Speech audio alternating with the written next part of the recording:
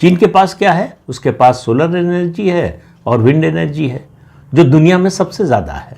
America को ये बात अच्छी तरह से मालूम है कि चीन सिर्फ तेल और गैस पर निर्भर नहीं है, उसके पास दूसरे विकल्प हैं और मजबूत विकल्प हैं। तो इसलिए एक चीन की चुनौती है। चीन जो है अमेरिका को सीधे कोई चुनौती नहीं दे रहा है, लेकिन लगातार खतरा बना हुआ है।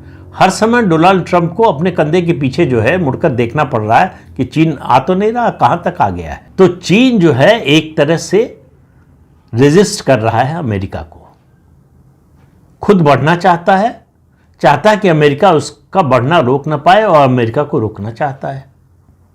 और चीन बहुत सटल तरीके से, बहुत चुपचाप तरीके से यह काम करता है और कर रहा था। वेनेजुएला में वो लगभग सफल हो गया था अगर ट्रंप ने 3 जनवरी का ये ऑपरेशन न किया होता। अब चीन के लिए मुश्किल हो गई। तो वेनेजुएला के ऑपरेशन से सबसे ज़्यादा धक्का मैंने पिछले कल वाले वीडियो में कहा था चीन को लगा है। अमेरिका को लगा कि चीन को रोकने का ये एक तरीका है और सबसे कारगर तरीका है। दूसरा खतरा जो महसूस कर रहे हैं डोनाल्ड ट्रंप और अमेरिका, इतना प्रभुत्व, इतनी ताकत होने के बावजूद रूस को झुका नहीं पा रहे हैं, रूस के सामने टर्म्स डिक्टेट नहीं कर पा रहे। तो इसलिए क्या हुआ, यूक्रेन के मामले में अमेरिका ने एक तरह से रूस के सामने सरेंडर जैसा कर दिया है। रूस की जितनी मांगे हैं सब मानने को तैयार है डोनाल्ड ट्रंप। अघोषित रूप से शर्त इतनी है कि वेनेजुएला के मामले में रूस ज़्यादा कुछ नहीं बोलेगा और यूक्रेन के मामले में अमेरिका नहीं बोलेगा, ट्रंप नहीं बोलेंगे। तो आप मानकर चलिए कि देर सवेर यूक्रेन रूस के पास जाने वाला है।